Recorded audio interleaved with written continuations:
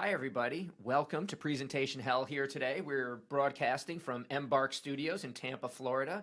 Today, I am sitting here with Brent Benitez. He is the CEO of Lendio, which is an online marketplace for lending. I'm not the expert at it, but what I will do is thank you for being here and let you give a 1-2. Glad to be here. I run Lendio Tampa. Essentially what we do is we do commercial lending. We're the largest marketplace for small business lending in the country. We've done over $13 billion in funding. And essentially I run most of West Florida. What I do is I partner up with banks and help their clients whenever they can't help them find commercial lending. People don't realize this, but 80% of small business loan applicants across the United States are declined. Part of that is due to the previous recession and regulation stemming from that. And then also just the reality is it is not easy to get working capital for businesses. So 80% of small businesses get turned down for loan requests. Yes, on a dynamic scale, yes. I can tell you right here, I've been 2 years here in Florida. We moved from New York.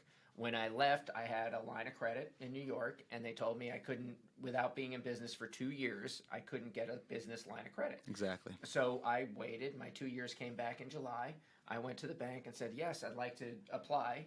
And they said, oh, well, one, you have to pay off the old one and shut it off before you take an application. And two, we no longer give credit for 2 years. It's 3 years. And is this what you're cutting into? Exactly. So let's put it like this. The underwriting models aren't always necessarily made to lend to the most people. Mm-hmm. Banks' business models are, taking low risk and spreading out their ability to make money over a longer term. Mm-hmm. And that doesn't necessarily apply to all the types of business deals that different industries are able to do. Like, for example, I'll give you just a very basic example of a file that would probably be perfect for our platform. You have maybe a construction company mm-hmm. that has a contract that will pay them 3 to 5 times more if they can just be able to afford the materials. The issue is that they need those materials in about 1 week. 2 weeks. Commonly called factoring Yeah. in many businesses, Yeah. where Yes, produce exactly. comes in and Yes. the truck, it needs to be bought and shipped 1,000 miles, and during that period of time, it needs to be paid. Yeah, and so the thing is that that particular client goes into the bank, and even if the bank has a good relationship with the client, is someone that they would approve, their underwriting models aren't fast enough to serve that need. Okay, so let's step back a minute here. Let's look at this in two or three different stages. First one is, how did you recognize this and fall into it? The second one is, how does it actually work, which you started talking about here? And the third part is, how can our viewers, if they have a small business, reach out to you? Okay. So let's, I'm just trying to organize our discussion here. Understood. And so how did this happen? At what moment, where were you that you were, dealing with banks and it wasn't working, and someone looked at you and said, this would just be easier if I could go online and compete? So I went to the University of Florida, and while I was there, generally, I just knew I wanted to do finance, right? Mm-hmm. Didn't know what sector of it or anything. I got an internship in Manhattan, and I went there for a summer. I worked for a company called Quarterspot Inc., and what we were was an alternative lender. So essentially, we were offering about $250,000 or up to $250,000, 18-month terms, and it was based off an algorithm that essentially only calculated the last 3 statements of a business and their personal credit score. I had other factors, but those were the dominant ones, and funded same day. But you probably took a good piece of people were paying for this service. In a sense, yeah. But here was the business model. It was essentially to be amortized fully. Mm-hmm. So the play was that, remember the client I was just referencing? Yes. Something like that, to where client pays us back in 3 to 4 months. They're not accruing all the interest. Mm-hmm. So that was the play on it. And then for different businesses like that. So at what point, when doing this, you spent a summer in Manhattan, you got a good idea of this model of funding. When did you say, man, I need to do this in Tampa. I need to do this in my home. Yeah, so I ended up turning that into a job and then finishing school at UF online. And I was there for 4 years. In New York City? Yes, in New York City. In Manhattan? In Manhattan. Okay. And I saw just the side of lending that is not pretty. It's not pretty, not pretty, not regulated. Essentially, it's the Wild West. Okay. And I sat there for years learning every aspect of it, right? Because in order to understand a product, you have to know the way that all of it works: compliance, underwriting, selling it to the client. Well, you know everyone's needs. Yes, exactly. And then the thing that really struck me was the most important thing, and this is not cliche, it's reality, is caring about the client and, like you just said, understanding their needs. Because that's the only way that it helps the client, and that's the only way that the client feels comfortable doing it, and you have a plan with what working capital you get them. Did you have to convince anyone else to believe in you before you started this business? Not really. I guess I had to convince Lendio to let me purchase a franchise. I did, okay. but so Lendio's a franchise. Yeah, Lendio's a franchise. I had to do a short interview process, but I had already had a relationship with them because they were our largest account at my old job. So they would send us leads that we would fund. Okay. And so So really, all of your experience in dealing with them was part of the credibility and your presentation to them that they bought into your credibility. That said, Yes. Brent, damn, you're going to make it. Plant your ass down in Tampa, and we'll give you that territory. Yes. So I mean, what it was is that we went through the dealings, and I paid, and then they trained me for about a week in Utah. But I already knew what Lendio stood for, and they were the most consistent platform because remember, they're a marketplace, they're not a lender, so they are a B2B connector. We are a B2B connector that essentially receives said applicant and then connects it to over 75 lenders across the United States based off their needs. And those lenders are API integrated into our system, so offers and responses are extremely fast. So if someone wanted to look to Lendio, where would they find you? Like, would it be lendio.com? It would be Lendio. It would be LendioTampa.com. LendioTampa.com. Yes, LendioTampa.com. Okay, so you have your own URL, and it Yes. hooks through their system. It's part of that. It's a franchise. So Yes. you have a region? Yeah, West Florida, pretty much. West Florida. So if I'm not in West Florida, I can do all over the country. I am just territorially based in West Florida, but you can originate loans anywhere. Anywhere in the country. Yes, anywhere in the country. Who would be an ideal target? Honestly, anybody that does 10,000 more in revenue in their statements per month and has about a 600 credit score or above, and even people below that. Sometimes. And what type of do you require purchase orders from companies and to back it up? It's all credit ready. It really depends. Cash flow. It really depends, right? So we offer every single commercial lending product that exists, right? Factoring, business credit cards, commercial real estate is huge. Off the top of your head, yeah. Suppose someone had an 800 credit rating and did $1 million a year. What would that hook them up to? That would hook them up to about, by 12. About like $150,000 to $200,000 loan, depending on what they want. Line of credit, or these lines of credit. So we as do well, we do line of credits. We do equipment finance. We do everything. Literally anything that you can think of in commercial lending, we do. Okay. Presentation Hell has been brought to you today by Shuffler. Shuffler is presentation management. We make presentations easier for everyone in your company.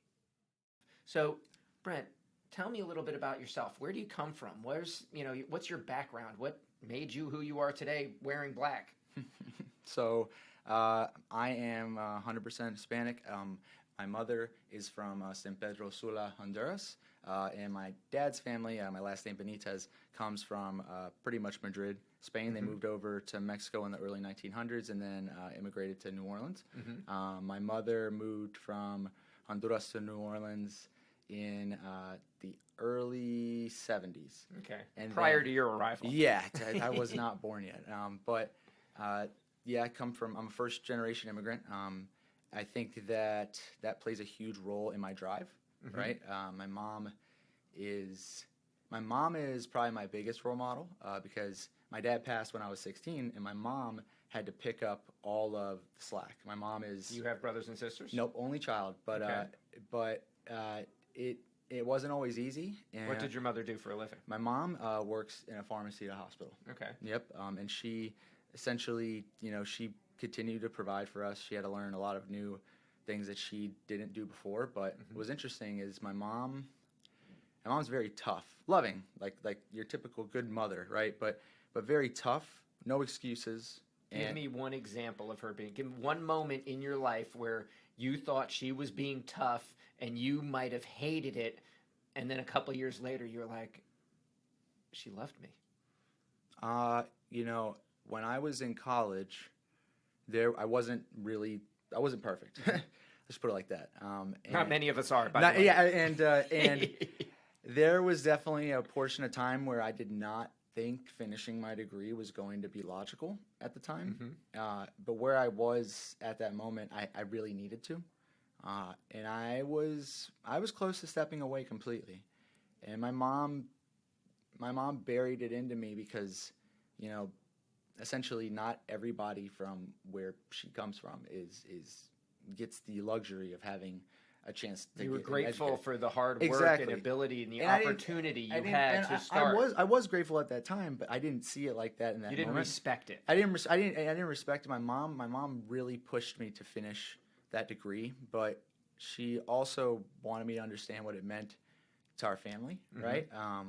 And so I would say that my main goal, and not even for just to do more things, right? But my main goal is to be the most successful person in the history of my family, because I think that's So there's a lot of pride there. There's a lot of pride there. I think about the future of my family too. So I have 2 younger cousins that live in Miami, and my mother's brother, he passed from COVID, and they're both in high school, and I think about them, right? They're the next part of my family, and then I have 2 cousins that go to LSU, and they're in their 20s. They're brothers, and they live together. I think about them. I think about the future of my family, the way we take care of each other, the way that the world is moving forward, and how I can do my best to maybe set an example for them in some capacity. That's respectful. It's interesting right now, right? Well, it's interesting right now, and I agree with it. The strength of the family and the things that bind family are really being, how should I say, they're being tested, they're being challenged, they're being shit on in many respects, and things are not encouraging strength that way. Yet the belief, the understanding that family is really the core to strength and love, because no one's going to back you up like your family member. Yeah. You might get in trouble. They'll pick up. A mom will walk in the rain for 20 miles to save their child. Your cousin will back you at a moment when it looks like you did wrong and back you to the core. And when they're walking away, they'll be like, "Brent, why the hell did you do that?" But you're on the same team. And I agree with that. The family is the core to bringing things together. It's the core to community. It's the core to a local community, city, town, the whole 9 yards, and I respect that. Love wins, man. Love wins. You got people. When you're able to tell someone you care about them and genuinely care about them, a lot of people don't realize how far that goes for a person. How life-changing just a simple act of kindness can be. Yes. In a person's day that can, spiral into success for that person.